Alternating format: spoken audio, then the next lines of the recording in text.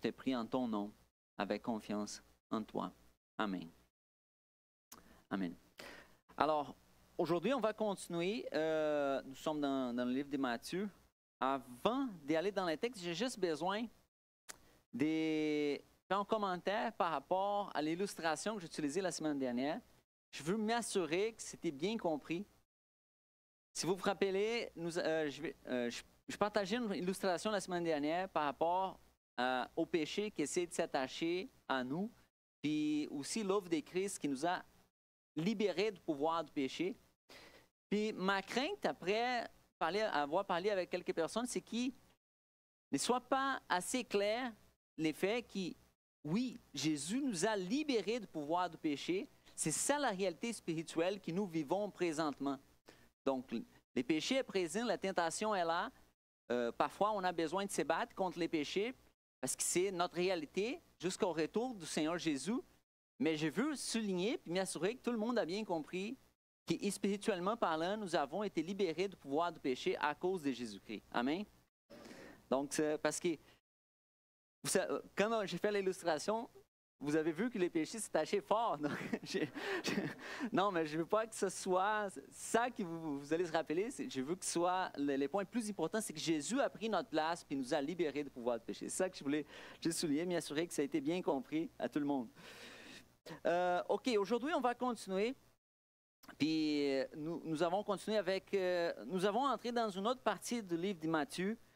C'est vraiment les premiers grands discours de Jésus. On les connaît comme les sermons sur la montagne. C'est très connu, ces passages-là. On parle de 3 chapitres, les chapitres 5, 6 et 7 du livre de Matthieu. Donc aujourd'hui, on commence à étudier les sermons sur la montagne. Juste pour nous mettre en contexte, encore une fois, nous avons vu que Jésus il a commencé son ministère avec l'appel à la repentance. C'était le sujet de la semaine dernière. Nous avons vu aussi les débuts du ministère de Jésus. Alors, il a commencé à faire plusieurs miracles, puis démontrer son pouvoir, la venue du royaume. Puis, beaucoup de gens ont commencé à le suivre. Puis là, on arrive à ses premiers discours qui est enregistré dans le livre de Matthieu. Donc, je vais lire avec vous Matthieu chapitre 5. On va lire du verset 1 jusqu'à 16. À la vue de ces foules, Jésus monta sur la montagne. Il s'assit et ses disciples s'approchèrent de lui. Puis, il prit la parole pour les enseigner. Il dit, « Heureux ceux qui reconnaissent leur pauvreté spirituelle, car les royaumes des cieux leur appartiennent. Heureux ceux qui pleurent, car ils seront consolés. Heureux ceux qui sont doux, car ils hériteront la terre. Heureux ceux qui ont faim et soif de la justice, car ils seront rassasiés. Heureux ceux qui font preuve de bonté, car on aura de la bonté pour eux. Heureux ceux qui ont le cœur pur, car ils verront Dieu. Heureux ceux qui procurent la paix, car ils seront appelés fils de Dieu. Heureux ceux qui sont persécutés pour la justice, car les royaumes des cieux leur appartiennent. Heureux serez-vous lorsqu'on vous insultera, qu'on vous persécutera et qu'on dira faussement de vous toutes sortes de mal à cause de moi. Réjouissez-vous et soyez dans l'allégresse, parce que votre récompense sera grande au ciel. En effet, c'est ainsi qu'on a persécuté les prophètes qui vous ont précédés. Vous êtes les sels de la terre. Mais si les sels perdent la saveur, avec quoi le rendra-t-on? Il ne sert plus qu'à être jeté dehors et piétiné par les hommes. Vous êtes la lumière du monde.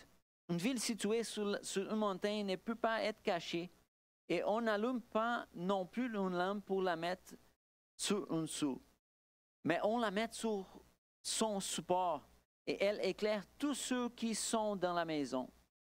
Que de la même manière, votre lumière brille devant les hommes, afin qu'ils voient votre belle manière d'agir et qu'ainsi ils célèbrent la gloire de votre Père céleste.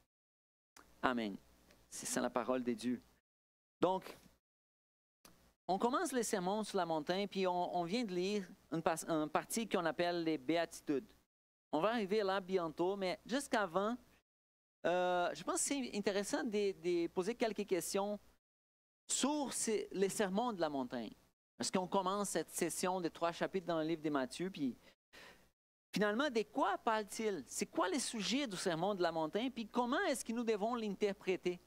Vous savez, il y a plusieurs livres qui ont été écrits à propos du sermon de la montagne, il y a plusieurs façons de voir ce sermon-là, puis il faut savoir comment on doit interpréter ce passage, ces sermons, cette prédication de Jésus avant d'entrer dans les détails. Donc, de quoi parle-t-il? On peut dire que le sujet principal du sermon de la montagne, c'est vraiment les royaumes des cieux. Donc, nous avons vu que dans l'évangile de Matthieu, Jésus se présente comme le roi qui est venu dans le monde. Mais là, les rois parlent de son royaume. Il commence à révéler la nature de son royaume. Il avait déjà révélé l'arrivée de son royaume par son pouvoir, ses miracles.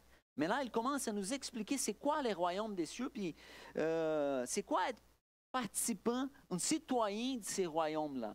C'est là que Jésus commence à parler, puis c'est le sujet principal du sermon sur la montagne. Donc, on peut voir ces sujets dans plusieurs versets.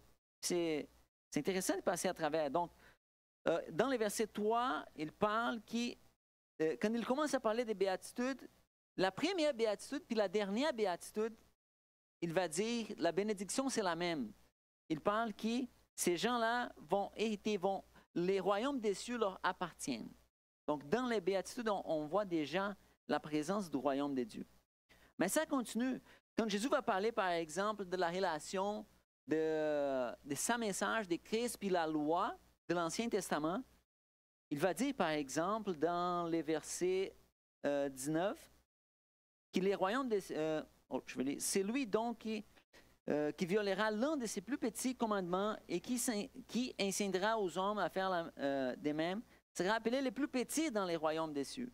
Mais c'est lui qui les met en pratique et les enseignera aux autres, c'est rappelé grand dans les royaumes de Dieu. Donc, quand il explique la relation de son royaume avec la loi, il va parler justement de son royaume encore une fois.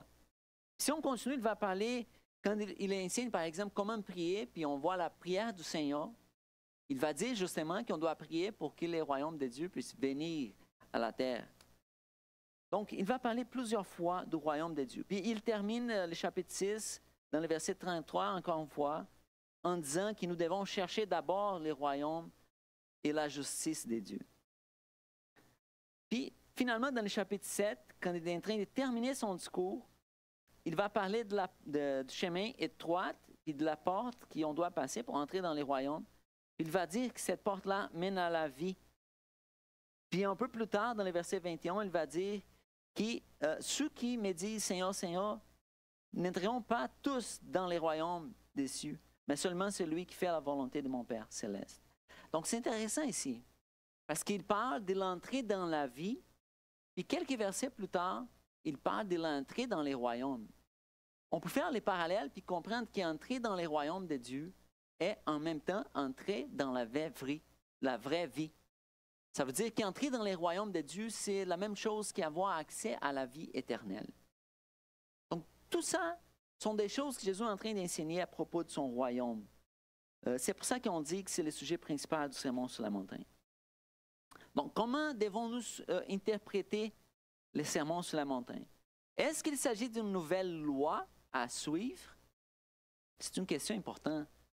Est-ce que Jésus parle des comportements, parle de notre corps, parle de notre motivation, de plusieurs choses, mais est-ce qu'il s'agit d'une loi?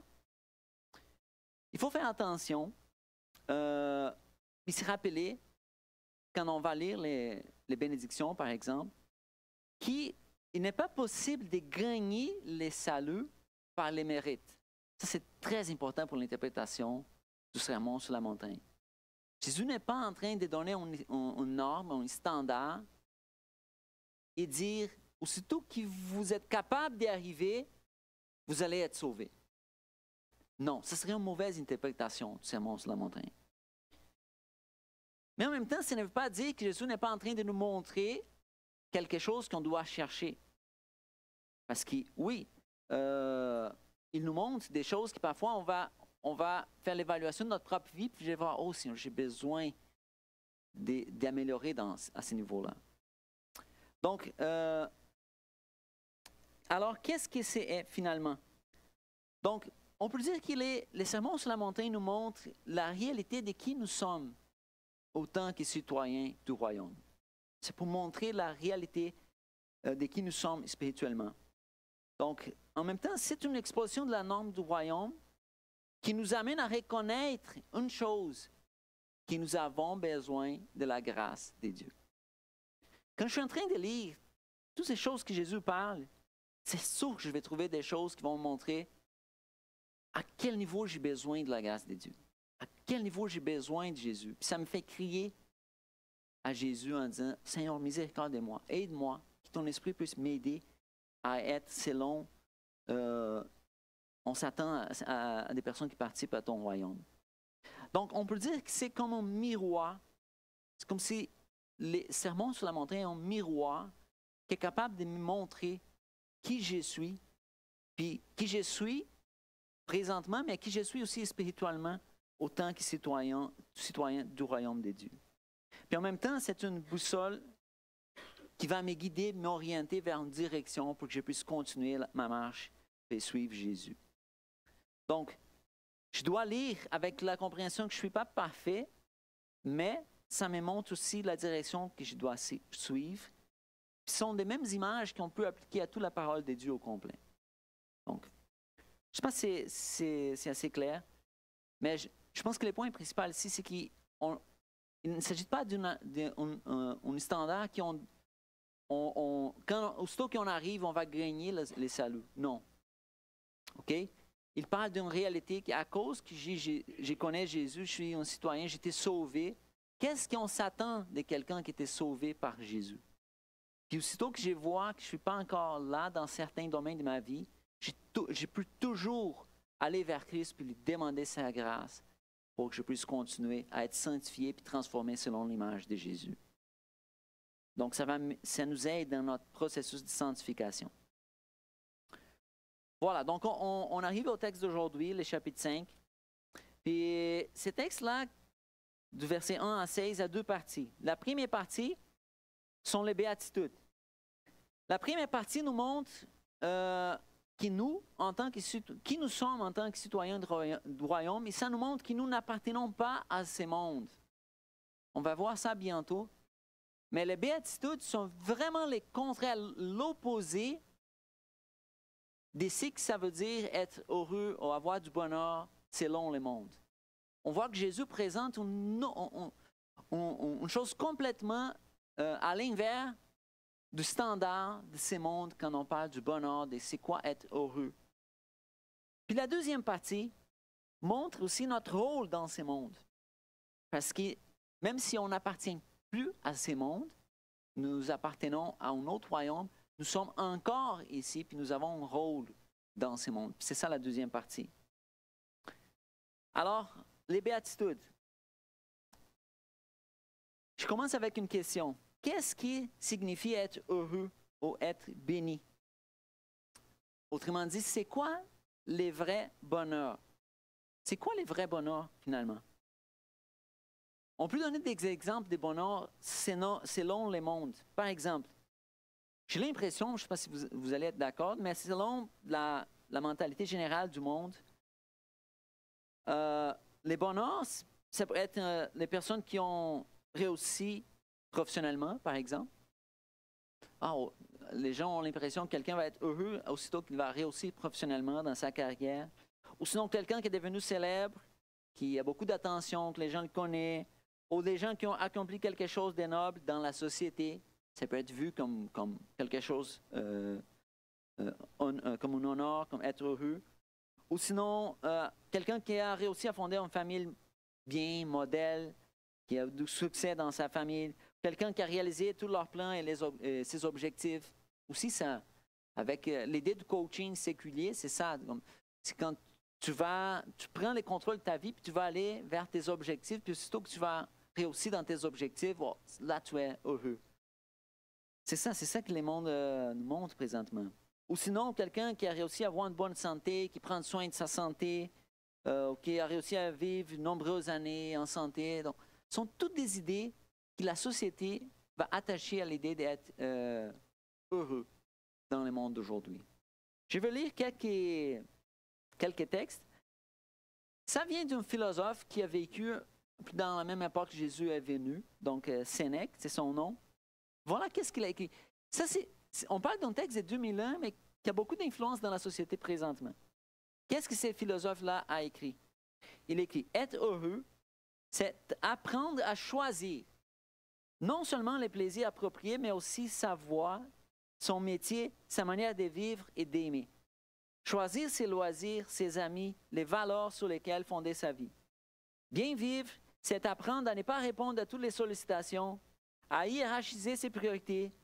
L'exercice de la raison permet une mise en cohérence de notre vie et en fonction des valeurs au début que nous poursuivrons. Nous choisissons de satisfaire tel plaisir ou de renoncer à tel autre parce que nous donnons un sens à notre vie. Et c'est aux deux acceptions du terme, nous lui donnons une direction et une signification. Est-ce que c'est ça que les gens pensent aujourd'hui?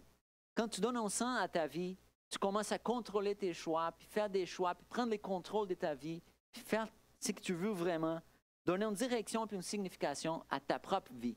C'est ça, les choses qui vont te faire heureux. C'est ça le discours de la société, non? C'est prendre le contrôle de ta vie, puis donner un sens à ta vie, tu vas être heureux. L'autre, ça vient de l'Association canadienne pour la santé médicale. Le bonheur se caractérise par une sensation de bien-être général, par un état de satisfaction face au moment présent. Les études ont démontré que les gens heureux ont l'estime pour eux-mêmes et le sentiment de contrôler leur vie. Ils se connaissent, ont conscience de leurs valeurs et ont une idée claire de ce qui leur convient. Quand on est heureux, on ressent de la paix et de la joie face à la vie et à notre existence. Plusieurs personnes croient à tort que le bonheur tombe du ciel, alors qu'en fait, on sait les créer à chaque instant de notre vie par les choix et les attitudes que nous adoptons. C'est la pensée de la société où nous sommes qui le bonheur est prendre le contrôle de notre vie, qui doit avoir le bonheur par les choix et les attitudes que nous adoptons. La dernière phrase, ça vient d'une écrivaine, d'une femme qui a écrit ça dans un livre. Elle a dit « Aussi paradoxal que cela puisse paraître, le bonheur peut cohabiter avec l'imperfection, l'inconfort et la souffrance, car le bonheur ne se trouve pas dans un monde idéal, dans le futur ou dans le passé. Il est inaccessible lorsque nous cherchons dans l'absolu, mais il est à portée des mains lorsque nous parvenons à vivre le moment présent en pleine conscience pour y parvenir en secret. Ralentir. » Soit si vous avez déjà entendu les mots comme mindfulness, c'est ça l'idée. Il faut profiter les moments présents, être concentré dans ce qui se passe dans ta réalité présente, puis là, tu vas avoir du bonheur, tu vas bien vivre ta vie. Alors, oui, je suis capable de voir les valeurs dans certaines choses qu'on vient de lire, mais il y a un problème dans tout ça. Je veux dire, c'est quoi? Comment est-ce qu'on peut comprendre ces choses qu'on vient de lire dans un monde qui est tellement affecté par la réalité du péché, où il existe la réalité ultime à laquelle chaque être humain doit faire face, c'est la mort. Oui, je peux prendre le contrôle de ma vie. Oui, je peux profiter des moments présents. Je peux faire tout ça. Mais finalement, un jour, mon corps, ça va terminer. Un jour, c'est inévitable. Je vais faire face à une maladie ou un accident ou une tragédie. Puis la vie va terminer parce que la mort touche tous les êtres humains. Puis il n'y a personne qui peut passer à travers ça et dire non, non, non. La seule personne qui a été capable de vaincre la mort, c'est justement l'auteur de la vie, c'est Jésus. Alors, je réalise que ce n'est pas possible d'avoir le vrai bonheur éternel sans aller vers la personne, qui est la seule personne capable de nous donner ça, c'est Jésus. Donc, toutes les autres solutions vont être temporaires, vont être comme vapeur, mais ça va terminer un jour. Si je veux être heureux, mais heureux dans un sens qui complètement heureux, comme pour l'éternité. Là, j'ai besoin d'entendre la parole du Créateur de la vie, que c'est Jésus. Et puis, quand je regarde la définition qu'il donne à être heureux, je réalise que c'est complètement le contraire de ce qu'on vient de lire. Plutôt qu'essayer de prendre les contrôles, non, c'est laisser les contrôles dans les mains de Dieu. Mais laisser dans les mains du Créateur. Puis de commencer à suivre le Créateur plutôt que faire mon propre chemin selon ma volonté. Parce que les résultats d'essayer de faire notre propre chemin, on les connaît déjà, c'est le péché. Puis toutes sortes de choses qu'on vit ici, la réalité de la mort, c'est justement à cause du péché, à cause que l'humanité a essayé de prendre les contrôles. C'est pour ça que Jésus commence en parlant de la repentance. Il faut un changement au complet de direction vers le Créateur pour vivre le vrai bonheur. Alors, allons lire qu'est-ce que Jésus a parlé. Jésus a présenté 8 béatitudes. Donc, il parle d'une caractéristique de ceux qui appartiennent au royaume de Dieu. Puis, il présente aussi une bénédiction liée à cette caractéristique-là, à ces caractéristiques. Comme j'ai dit déjà, la première puis la dernière, c'est la même bénédiction. Donc, c'est qui les royaumes de Dieu leur appartient.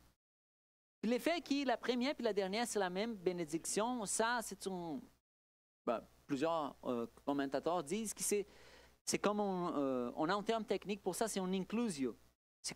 Ça veut dire que le fait que les premières et les dernières sont la même chose, c'est comme c'est une unité. Ça veut dire que toutes ces caractéristiques-là vont s'appliquer. On parle d'un groupe qu'on ne peut pas dissocier. On parle d'un groupe qui va parler des personnes qui sont parties du royaume de Dieu. Je ne sais pas si c'est clair. J'espère.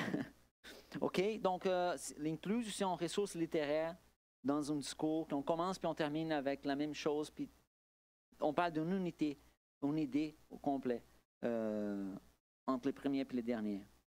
Une autre chose, c'est que la chose que Jésus parle ici, dans les béatitudes, il s'agit d'une description plutôt qu'une prescription.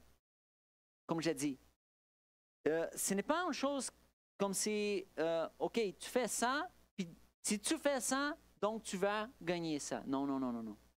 C'est une description. C'est comme s'il est en train de décrire les citoyens du royaume. Voici heureux les citoyens du royaume parce qu'ils sont comme ça. Ils vont être bénis comme ça. On parle d'une description plutôt qu'une prescription. OK? Donc, ça révèle une caractéristique que l'on s'attend à ce qu'il soit présent dans la vie d'un citoyen puis citoyenne du royaume. Puis c'est une grâce accordée par l'Esprit. Ça ne vient pas de nous. C'est contre notre nature propre. Ça vient de Dieu. C'est une grâce qui vient de Dieu. Donc, la première béatitude, verset 3. Heureux ceux qui reconnaissent leur pauvreté spirituelle, ou dans une autre traduction, les pauvres en esprit, car les royaumes des cieux leur appartiennent. Là, on commence à passer à travers, on parle de 8 béatitudes, on va passer à travers de 8. Donc, la première parle qui heureux sont ceux qui reconnaissent leur pauvreté spirituelle, heureux les pauvres en esprit. Donc, la première question, qu'est-ce que ça veut dire être pauvre en esprit? Puis qu'est-ce que ça ne veut pas dire? Est-ce qu'on parle à des personnes qui pensent que c'est lié à une pauvreté matérielle? Oui, parce qu'en Luc, il parle d'une façon un peu plus comme ça, mais la conclusion ici, c'est qu'ils n'ont pas nécessairement. On ne peut pas dire que juste à cause qu'une personne est pauvre, qu'elle n'a pas de ressources matérielles, elle est heureuse à cause de ça automatiquement. Non, on parle d'une autre chose. On parle d'une attitude intérieure, quelque chose qui vient du corps. C'est vrai que parfois, quand les gens sont pauvres, peut-être ça va être. La situation difficile peut les amener à reconnaître plus rapidement leur dépendance de Dieu. Oui, ça c'est vrai. En même temps, les dangers de quelqu'un qui a beaucoup de ressources matérielles peut devenir attaché à ces ressources puis laisser Dieu à côté. Mais ça ne veut pas dire que ça va être comme ça à tout le monde. C'est possible que quelqu'un puisse être riche de façon matérielle, mais être pauvre en esprit en même temps. Ça change son caractère, il devient généreux. Il change puis il n'est pas attaché à les biens matériels. Mais là, c'est quoi la pauvreté spirituelle? Je dis que ça ne signifie pas la pauvreté matérielle nécessairement. Aussi, ça ne signifie pas un manque de courage ou de vitalité. Comme que, oh, la personne est pauvre en esprit.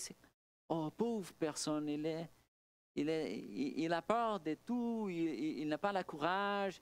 Non, non, non, non, non, ce n'est pas ça. Ça ne veut pas dire aussi, ça ne veut pas dire que la personne manque du Saint-Esprit. OK, spirituellement, il est vide, donc il est pauvre en esprit. Heureux, la personne. Non, non, non, non, non. Ce n'est pas ça. Donc, c'est quoi exactement? La réponse est qu'il s'agit d'une attitude de quelqu'un qui reconnaît son besoin de Dieu. Et spirituellement, je reconnais mes limitations, mes faiblesses. Je sais, dans mon esprit, je reconnais ma condition de quelqu'un qui a été affecté pour la chute et pour les péchés. Je vois ma limitation et mon besoin de Dieu, puis ça me fait crier à Dieu, puis dire, oh Dieu, pitié de moi, parce que j'ai tellement besoin de toi. C'est une attitude de quelqu'un qui reconnaît sa limitation spirituelle, puis reconnaît qu'il a vraiment besoin de Dieu. C'est ça, je crois, la meilleure façon d'interpréter la pauvreté spirituelle. Les pauvres. C'est pour ça que cette traduction, elle présente un peu l'interprétation aussi. La traduction que j'ai lue au début, qui reconnaissent leur pauvreté spirituelle. C'est une traduction qui essaie d'interpréter puis rendre plus clair le texte. On peut lire dans l'Ancien Testament des exemples. Par exemple, en Isaïe 57, verset 15. Je vais aller là avec vous. Isaïe 57, verset 15.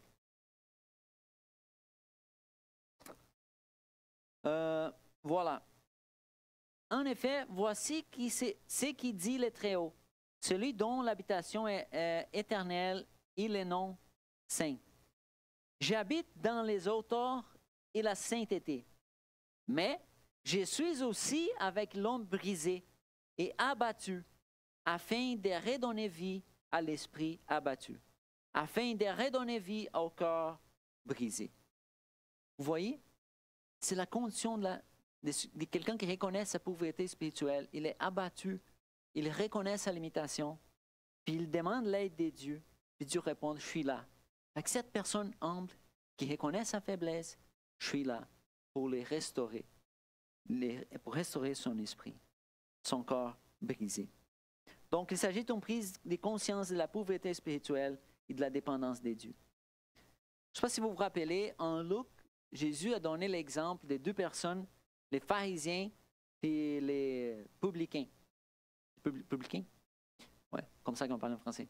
Puis là, on disait, on était très orgueilleux de sa vie spirituelle. Puis l'autre était humble, puis disait, « Oh Seigneur, pitié de moi, je suis tellement pécheur, puis faisait comme ça. » Puis là, Jésus a dit, ben, c'est le deuxième qui est allé justifié, qui a reçu la grâce de Dieu, pas les premiers. Parce que les premiers, c'est comme la façon comme il parlait, c'est comme, ça montre plutôt un orgueil spirituel qu'une humilité. C'est là la pauvreté spirituelle. Donc, c'est intéressant aussi voir que dans les débuts du sermon sur la montagne, la première chose que Jésus parle, c'est du besoin de reconnaître notre pauvreté spirituelle. Puis on va voir qu'il y a comme une séquence dans les béatitudes. C'est comme si toutes les autres choses vont dépendre de cette première condition. Parce qu'il sent la pauvreté spirituelle, comme on vient de lire, la personne ne va pas chercher la repentance, elle ne va pas chercher un sauveur. Elle va penser toujours qu'elle peut se sauver pour soi-même. Ça n'est pas vrai. Donc, c'est la première chose qu'il faut réaliser, les besoins de Jésus puis notre condition de pauvreté spirituelle. La deuxième béatitude, heureux ceux qui pleurent. Donc, notre tradition va dire les affligés, car ils seront consolés. Puis là, encore une fois, oui, on peut pleurer pour plusieurs choses différentes. Mes enfants vont tomber puis vont pleurer. Est-ce que ça veut dire qu'ils sont heureux juste à cause de ça? Pas nécessairement. Donc, des personnes méchantes qui vont passer par des situations difficiles et qui vont pleurer dans la détresse. Mais oui, bien, ça ne veut pas dire nécessairement que c'est pour ça qu'ils sont heureux.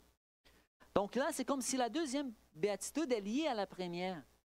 La meilleure façon d'interpréter ceux qui pleurent, c'est quelqu'un qui réalise sa condition spirituelle, son besoin, son état des péchés, puis la personne pleure à cause de son péché, pleure à cause de sa réalité spirituelle, puis pleure, il demande à Dieu l'aide dans sa détresse, puis dans sa situation. Puis là, la bénédiction, c'est justement qu'ils seront consolés. Quelqu'un qui vient à Dieu en humilité, puis pleure à cause de sa situation, cette personne-là sera consolée par les dieux éternels. Donc, c'est lié à la repentance. Puis, je ne sais pas si vous vous rappelez, la semaine dernière, on avait parlé que la repentance, elle doit toucher les trois choses, notre intellect, mais aussi nos émotions, puis notre volonté. C'est là, pleurer à cause de nos péchés, c'est quand ça touche aussi nos émotions, quand ça touche notre corps, ça nous amène en transformation. Je comprends la situation. Romains chapitre 7, verset 24. J'ai eu une conversation la semaine dernière avec un frère de l'Église sur ce texte. Je comprends qu'il y a différentes façons d'interpréter les passages, mais j'y crois, personnellement, quand l'apôtre Paul arrive et dit « Malheureux l'être humain que je suis, qui me délivrera de ces corps de la mort? » Puis il continue dans le verset 25. « J'ai remercié Dieu car c'est possible par Jésus-Christ notre Seigneur. » C'est ce moment-là, quand on dit « Oh, qui me livrera? J'ai tellement besoin à cause de ma condition, j'ai pleuré à cause de mon péché. » Puis là, on trouve la grâce, puis nous sommes consolés par la réalité de la présence de Jésus-Christ. Alors, c'est ça, ceux qui pleurent pour ses péchés. Puis le réconfort vient de savoir que Jésus est là pour nous. Donc, dans un sens, les chrétiens, ils doivent être les plus réalistes. Parce que oui, les chrétiens, il a la condition, il connaît la réalité des dieux, d'un Dieu très saint, mais il connaît aussi la réalité du péché et de son propre péché. Puis il connaît aussi les jugements des dieux. Ça l'amène à crier à Dieu. Puis là, il trouve aussi la grâce des dieux. Donc, les personnes qui n'ont pas la lumière de la parole de Dieu ne sont pas au courant parfois de la réalité du péché dans leur propre vie, ne sont pas au courant de la réalité du jugement. Puis là, les chrétiens les plus réalistes parce qu'ils voient ça, puis ils trouvent la grâce des dieux. Troisième, heureux ceux qui sont deux, dans une autre traduction, débonnaires, car ils hériteront la terre. Là, c'est quoi être deux? Vous savez, pour les Grecs à l'époque, être deux n'était pas toujours vu comme une chose positive, parce que la douceur était vue comme une faiblesse, parce que c'était lié pour eux autres à la servitude. Donc, pour ne pas être servir quelqu'un, parfois, ils pensaient que c'était mieux d'avoir la force, puis se battre, puis prendre le contrôle de la situation. Vous voyez? On a parlé de prendre le contrôle de la vie. Mais là, Jésus dit que non, ce sont les deux qui vont hériter la terre. Être deux, ça, c'est lié à la maîtrise de soi. Le fait que, non, c'est lié à notre attitude envers les autres, de reconnaître notre faiblesse, pleurer à Dieu à cause de notre faiblesse, puis là, m'amène à répondre avec douceur aux autres. La douceur est une vision appropriée de nous-mêmes, et cela se reflète dans notre attitude envers les autres. Donc, ce sont les deux, puis non les forts, qui vont hériter la terre. Vous voyez les contrastes. Là, ici, hériter la terre, c'est une image, on prend l'image de l'Ancien Testament, les promesses de Dieu qui ont été données au peuple d'Israël, mais la meilleure façon d'interpréter ici, c'est vraiment les nouvelles ciels puis les nouvelles terres que nous voyons en Apocalypse lors du retour de Jésus.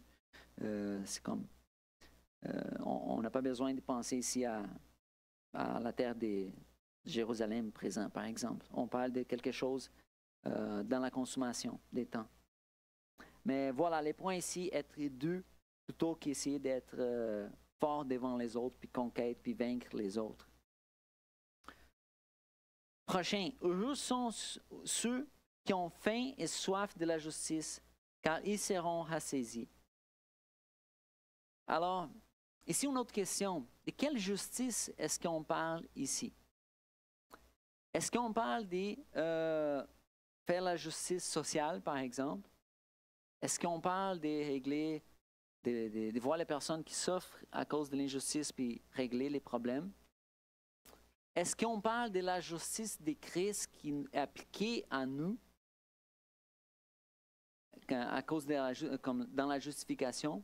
Ou est-ce qu'on parle d'agir d'une façon correcte, juste, selon l'exemple de Christ? C'est difficile à répondre la question, mais c'est possible aussi qu'on puisse voir un peu l'ensemble de tout ça dans ce qu'on vient de lire. Ceux qui ont faim et soif de la justice, ça peut dire qu'ils sont ceux qui veulent suivre Jésus, comme, je manque les mots ici, et agir de la façon comme Jésus. Oui, ça peut dire ça. Donc, j'ai vraiment le désir que mes actes soient des actes justes, qui vont être un réflexe de la façon comme Jésus fait les choses. Mais là, je sais que je ne suis pas capable de faire ça tout le temps. Donc, en même temps, je reçois la justice de Christ qui est appliquée à moi. Puis en même temps, le fait que je suis en train de suivre Jésus va faire sorte que quand je vois l'injustice autour de moi, je veux aussi vouloir voir une situation plus juste et voir la justice être en train d'être mise en pratique dans le monde où je suis. C'est pour ça que je dis que ça peut être toutes les choses en même temps. Mais si on prend l'utilisation du mot justice dans l'Évangile de Matthieu, on voit ça dans le chapitre 5, verset 10. Ça peut nous mettre de la lumière sur comment interpréter la justice ici. Donc, Matthieu, chapitre 5, verset 10. J'arrive.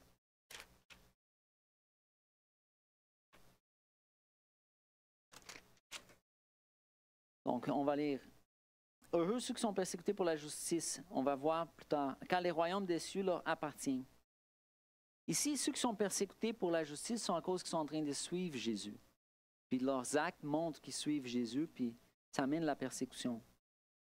Si on va un peu plus avant, le verset 20, en effet, je vous l'ai dit, si votre justice ne dépasse pas celle des spécialistes de la loi et des pharisiens, vous n'entrerez pas dans les royaumes de Dieu. Donc cette justice-là, ça, c'est comme si, oui, je dois aller plus loin que les pharisiens, puis les maîtres de la loi de ces temps-là, qui parlaient, mais n'étaient pas en train de suivre les enseignements de Jésus. Donc voilà. Donc, on parle de quelqu'un qui a la soif en même temps d'être juste, mais aussi qui reçoit la justice de Christ qui est appliquée à nous à cause de la justification, puis qui veut aussi promouvoir la justice dans son entourage. Certains ont prié une fois, puis de la façon suivante, en disant, Dieu, fais de moi un saint, aussi saint qu'un pécheur pardonné peut l'être. Le désir de que Dieu puisse me sanctifier et que mes actes puissent refléter la justice de Christ. OK, on continue. La prochaine, verset 7. Heureux ceux qui font preuve de bonté, les miséricordieux, car on aura de la bonté pour eux. Puis là, être miséricordieux, c'est quoi ça? C'est quoi la miséricorde? Et c'est quoi la différence de la miséricorde et la grâce? La grâce, on peut dire que c'est une réponse d'amour quand l'amour n'est pas mérité. C'est ça la grâce. La personne ne mérite pas, mais on va montrer l'amour. Ça, c'est la grâce. Mais la miséricorde est une réponse d'amour quand l'autre personne est dans une condition misérable et sans espoir. Mettons que je vois quelqu'un dans une situation sans espoir, dans une situation difficile, dans une situation misérable, puis j'ai la compassion, puis j'ai la miséricorde pour la situation de la personne. Puis je veux agir avec amour envers cette personne à cause de sa condition et de la compassion. Donc, c'est ça. Heureux ceux qui font preuve de bonté, qui sont miséricordieux. C'est lui qui n'a pas de miséricorde envers les autres, finalement, c'est une personne qui ne comprend pas sa condition actuelle puis qui pense qu'il n'a pas besoin de miséricorde pour lui-même. Vous voyez comme tout est lié. La pauvreté spirituelle, le fait que j'ai pleure pour ma condition puis je trouve grâce en Dieu. Cette séquence-là va m'amener à, quand je suis en train de voir les autres, à voir de la miséricorde envers les autres, à cause que j'ai reçu de la miséricorde de la part des dieux. Puis ça transforme la façon que moi je vais traiter les autres. Donc, encore une fois, la miséricorde des dieux ne dépend pas de notre miséricorde. Quand on lit qu'ils vont recevoir la miséricorde des dieux, c'est pas que, OK, Dieu va attendre, OK, maintenant, il a une miséricorde envers l'autre, mais là, je vais accorder miséricorde à lui. Non, non, non, c'est le contraire. On a été touché par la miséricorde de Dieu, puis on est capable de montrer la miséricorde envers les autres. Mais moi, j'ai encore besoin de la miséricorde de Dieu. C'est pour ça que je vais continuer à recevoir la miséricorde de Dieu. Puis voilà. Donc, puis on va au verset 8. Heureux sont ceux qui ont les corps purs, car ils verront Dieu. Puis là, les corps purs, ça c'est profond, parce que les corps, ici, c'est le centre de notre personnalité. Avoir un corps pur, c'est vraiment être intègre dans toutes les choses. Avoir la sincérité et l'intégrité dans la façon d'agir. La façon d'agir connectée à les choses qu'on parle. Mais aussi les motivations sont des bonnes motivations. Quand on lit à propos du corps dans le Nouveau Testament, on voit Jésus a dit, par exemple, en Matthieu chapitre 15, que le corps humain, c'est la source de toutes sortes de choses. Donc, Matthieu chapitre 15, verset 19. En effet, c'est du corps qui viennent les mauvaises pensées, les meurtres, les adultères, l'immoralité sexuelle, les vols, les faux témoignages, les calomnies. Donc, toutes ces mauvaises choses, ça vient du corps humain. Donc, avoir un corps pur, on a vraiment besoin de la transformation de Dieu. C'est l'Esprit de Dieu qui va produire les corps purs. Je ne peux pas dire, OK, je vais faire mon meilleur, puis je vais arriver à avoir un corps pur, puis là, Dieu va me permettre d'entrer dans son royaume. Non, c'est le contraire. J'ai besoin de pleurer pour mes péchés, puis c'est Dieu qui va transformer mon corps, me donner un corps pur. C'est une grâce accordée par Dieu. C'est lui qui peut transformer notre motivation. Donc, la pureté du corps n'a rien à voir avec suivre des règles extérieures. C'est une transformation de l'intérieur. Donc, c'est une transformation. C'est la nouvelle naissance. Puis l'intéressant, c'est que quand on lit en Jean, chapitre 3, là, on voit quelque chose qui peut nous aider à comprendre qu'est-ce qui se passe ici. Parce que la bénédiction qui est présentée dans cette béatitude-là, c'est de pouvoir voir à Dieu. Ils verront à Dieu. Donc, en Jean, chapitre 3,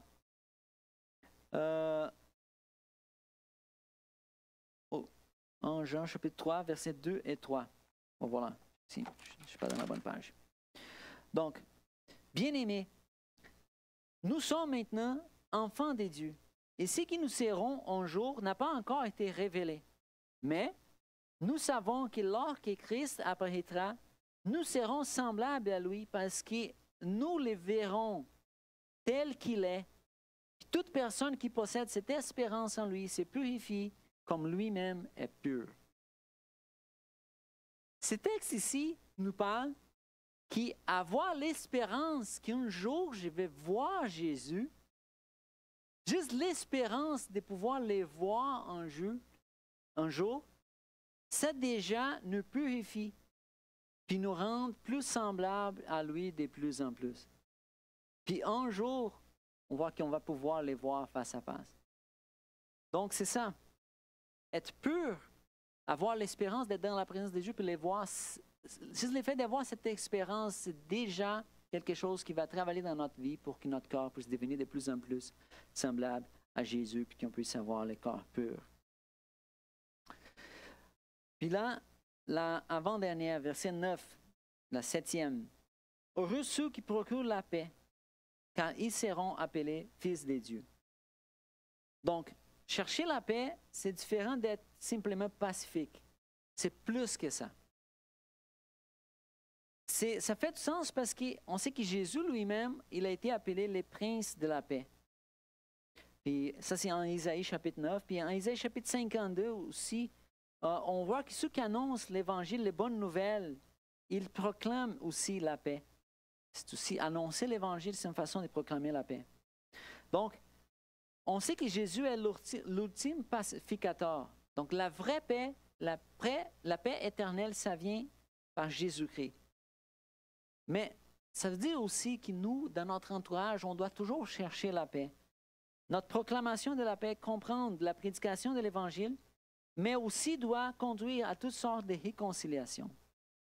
Pour faire les contrastes, on ne doit pas être, autant que citoyens du royaume, on ne doit pas être des personnes qui vont se réjouir dans des divisions, dans les chicanes, dans toutes sortes de problèmes. Puis non, on doit chercher la paix, aussitôt que possible, essayer de créer la paix dans notre entourage par nos actions.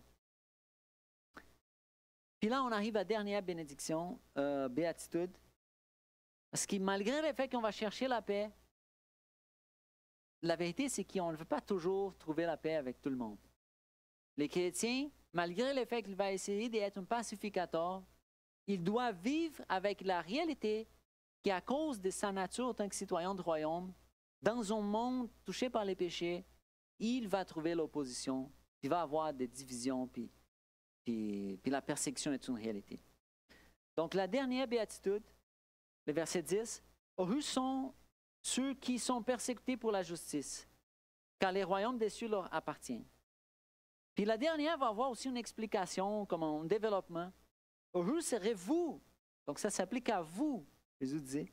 « Heureux vous serez-vous lorsqu'il vous insultera, qu'on vous persécutera, qu'on dira faussement de vous toutes sortes de mal à cause de moi. Réjouissez-vous et soyez dans l'allégresse, parce que votre récompense sera grande au ciel. En effet, c'est ainsi qu'on a persécuté les prophètes qui vous ont précédés. » Donc la persécution est une réalité à cause que nous sommes dans ce monde, qui ne vivent pas selon la direction du royaume de Dieu. Ça, Jésus a dit ça dans 1 Pierre, par exemple, verset chapitre 3. Jésus a dit, Pierre a dit que la persécution, ça va faire partie de la vie du chrétien. En Pierre, chapitre 3, verset 13. D'ailleurs, même si vous deviez souffrir pour la justice, vous seriez heureux. N'ayez de chacune crainte et ne soyez pas troublés, mais respectez dans votre corps la sainteté de Dieu, le Seigneur. Soyez toujours prêts à défendre l'espérance de ce qui est en vous, devant tous ceux qui vous en demandent raison. Mais faites-les avec douceur et respect. Donc, la persécution, c'est une réalité. Puis ça peut prendre plusieurs formes, surtout dans la société occidentale. Donc, on peut être persécuté dans notre travail, quand on parle que nous sommes chrétiens. On peut être persécuté dans la société à cause des lois qui commencent à aller à l'encontre de la façon de voir la vie. C'est une réalité dans le Nouveau Testament. Puis les chrétiens vivent dans un monde pécheur. C'est pourquoi une véritable justice sera toujours rejetée par beaucoup. Ici, je vais vous donner un exemple ici. C'est un exemple un peu limité, mais tu sais, d'où je viens, l'État où on était au Brésil, il y a 2 équipes de soccer qui sont... Tout le monde, soit tu vas être fan d'une équipe ou de l'autre. C'est Grêmio et Inter. Un, les couleurs, c'est bleu, puis l'autre, c'est rouge. Puis mon équipe, personnellement, c'est les Grêmio. C'est l'équipe qui est là. Donc, ma famille, c'est juste ma soeur qui a changé d'équipe parce qu'elle est mariée, mon beau-frère, puis il est vraiment fanatique de l'autre, puis elle a décidé de changer pour éviter les troubles à la maison. Ouais. Mais voilà. Mais un jour, j'ai eu une expérience. J'étais enfant, je ne me rappelle pas exactement l'âge que j'avais, mais mon père m'a amené à regarder un match de soccer. Puis quand nous sommes arrivés là, il n'y avait plus de place c'est dans la zone de notre équipe. Puis comme on était déjà là, puis il a acheté les billets pour aller dans l'équipe adversaire. Donc, heureusement, je n'avais pas de chandail, de couleur, ni rien. J'avais un petit, tu sais, les trous qu'on met dans ici. J'avais ça, puis j'ai mis dans ma poche. Puis on a regardé les matchs dans le milieu des gens qui étaient comme pour l'autre équipe. Puis honnêtement, là, j'ai eu peur. Je parle la vérité, j'ai eu peur parce que, tu sais, les gens peuvent devenir très violents dans ce genre de situations. Puis là, c'est ça que mon exemple est limité parce que, autant que chrétien, c'est une situation un peu semblable. Vous savez? C'est comme si on appartient à une autre équipe, puis nous sommes dans un monde qui, c'est l'ennemi. Les principes de vie, puis les valeurs, c'est complètement contraire à notre façon de vivre. Puis là, vous pouvez penser si, mettons que mon équipe fait un but, puis j'ai « Wow, go! » on pense que c'est sûr que je vais avoir des persécutions dans un environnement comme ça. Ça peut être dangereux. Alors, je pense que j'ai eu la sagesse, puis ça n'a valu pas la peine de mettre ma vie en danger à cause du soccer. Mais quand on parle du royaume des dieux, là, c'est différent. C'est là que ça change, puis que mon exemple est limité. Parce que là, nous sommes appelés, c'est comme si c'est notre rôle, puis on a besoin de se positionner dans ces mondes. Puis accepter les faits, qu'aussitôt que je parle clairement, c'est différent, genre, tout le monde, c'est différent. Mes valeurs sont, je vis pour d'autres valeurs, je vis parce que je suis Jésus-Christ. Il faut que je puisse accepter que je vais vivre la persécution. Puis ça peut être difficile, mais là, Jésus est en train de dire que oui, ça vaut la peine. Parce que moi, comme Jésus dit, moi, je suis passé par ça. Moi, je vais être avec toi. Puis aussitôt que tu vas passer par des persécutions à cause de mon nom, tu peux te réjouir parce que ta récompense qui t'attend dans les ciels, c'est beaucoup plus grand que les épreuves que tu vas passer ici. On a la promesse. C'est ça que mon équipe du soccer ne peut pas me donner. Mais Jésus, c'est complètement différent. Là, ça vaut la peine de parler clairement de notre identité, de ne pas cacher notre identité. C'est Jésus, je vais te suivre. Puis si, dans un moment donné, je vais passer par des persécutions, je sais que tu vas être avec moi. Aide-moi, Jésus, à me rappeler que les récompenses, les promesses qui sont dans les ciels sont beaucoup plus importantes. C'est une valeur immensurable. Même si je perds des choses dans ces mondes, si je perds des opportunités, si je perds comme si je suis pas reconnu par les autres, oh Jésus, aide-moi à voir l'éternité en premier, puis d'être fidèle ici où tu m'as placé. Parce que, oui, c'est la réalité. Il faut accepter. Aussitôt qu'on affiche notre identité, qu'on ne cache pas notre identité, la persécution, plus tôt ou plus tard, ça va y arriver. Il faut être prêt. Alors, puis là, la deuxième partie du texte, puis je vais passer rapidement à cause du temps, mais c'est comme si les béatitudes nous montrent que nous, on n'appartient plus à ces mondes. Parce que là, on vit par des valeurs complètement différentes. Puis la deuxième partie du texte qui va parler qu'on nous sommes sel, puis nous sommes lumière dans ces mondes, ça va montrer comment c'est quoi notre rôle dans ces mondes. Si je n'appartiens plus, c'est quoi mon rôle? Puis mon rôle, c'est justement de faire la différence à cause que je suis différent, parce que je suis un citoyen d'un autre royaume. Donc, la deuxième partie du texte parle du témoin du royaume, puis il va parler du sel. Puis il va dire que si les sels perdent sa saveur, comment est-ce qu'on va lui redonner sa saveur? C'est impossible. Puis là, si un chrétien, on peut appliquer ça à notre vie. Si un chrétien, si un citoyen du royaume perd sa identité, puis il vit comme les autres, c'est comme, ça ne fait pas de sens. Puis c'est les mots qui est traduit ici comme perdre sa saveur. C'est un mot qui, dans l'original, c'est comme si c'est une chose de fou. C'est comme si faire des choses de fou, C'est ça, elle est utilisée dans d'autres contextes. C'est vrai que le sel ne va pas faire des choses des fous, mais juste pour dire c'est pour dire que ça ne fait pas de sens. Perdre un sel, perdre la saveur, c'est fou ça. Parce que si c'est du sel, on s'attend à une propriété. Ça va être toujours présent. C'est comme si, oui, un chrétien qui devient comme les autres, puis personne n'est capable d'identifier une différence. C'est une chose de fou, ça ne fait pas de sens.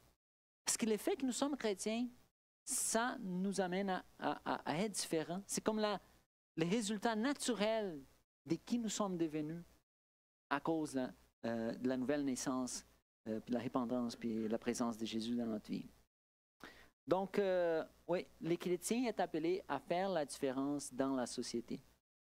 De la même façon comme le sel, quand tu mets du sel dans la nourriture, ça va faire la différence. Peut-être que tu ne vas pas voir le sel qui est là, mais tu vas sentir la différence. Et le sel a deux propriétés importantes. Il peut changer les goûts, pour donner les goûts, mais il peut aussi éviter Oui, c'est ça, merci beaucoup. Putréfaction. Ouais. Donc, il va conserver les aliments. C'est ça, les chrétiens dans ce monde vont éviter que le monde va complètement en une situation qui n'a plus d'espérance. Donc, nous sommes appelés à faire la différence, oui, ici. Et donc, le point ici, c'est qu'on ne peut pas devenir comme le monde. On ne peut pas faire la différence si on devient exactement comme les autres. On doit être différent. Puis, la dernière figure, le dernier exemple, c'est la lumière. Donc, c'est comme si Jésus dit, quand on allume une lumière, ça doit être visible. Ça doit être là pour allumer, pour que tout le monde puisse voir. Donc, Jésus a dit, Jésus lui-même est la lumière du monde. C'est lui, on chante ça, puis on voit dans la parole. C'est intéressant, les Juifs, ils pensaient à cause des deux passages dans le livre d'Ésaïe qu'eux autres, ils étaient la lumière. Dans le livre des Romains, chapitre 2, quand Paul est en train de parler aux Juifs, il dit, les Juifs pensent aux autres qui sont la lumière du monde, mais finalement font des péchés comme les autres. Ça, la vraie lumière du monde, c'est Jésus. Puis la présence de Jésus dans notre vie, ça nous permet aussi de devenir des lumières pour Jésus. Parce que Jésus, oui, il a dit, vous êtes la lumière du monde, on vient de lire. Puis Paul a dit en Éphésiens chapitre 5, puis en Philippiens aussi, que les disciples sont maintenant la lumière de ce monde. Donc, l'application, c'est que nous devons, oui, la lumière qui est en nous doit briller dans ce monde. C'est ça, les derniers encouragements. Nous, mes frères et sœurs, nous ne sommes plus citoyens de ce monde-ci. Aussitôt que vous êtes nés de nouveau, qu'on est nés de nouveau, qu'on devient des disciples de Jésus, on appartient à un autre royaume. Donc, on commence à vivre pour d'autres standards. Puis là, nous sommes appelés à être des lumières dans ce monde, à faire briller la lumière qui est en nous. Ce n'est pas tout le monde qui va accepter. Ça va amener même des perceptions. Mais certaines personnes vont voir cette lumière-là.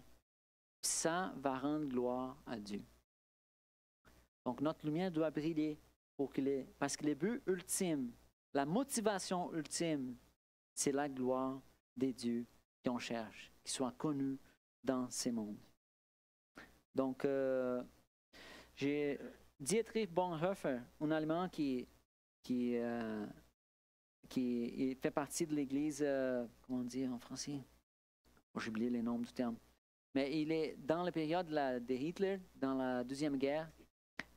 Il s'est positionné à cause de Jésus, puis finalement, il a été tué par les nazis en Allemagne. Mais il a écrit cette phrase ici.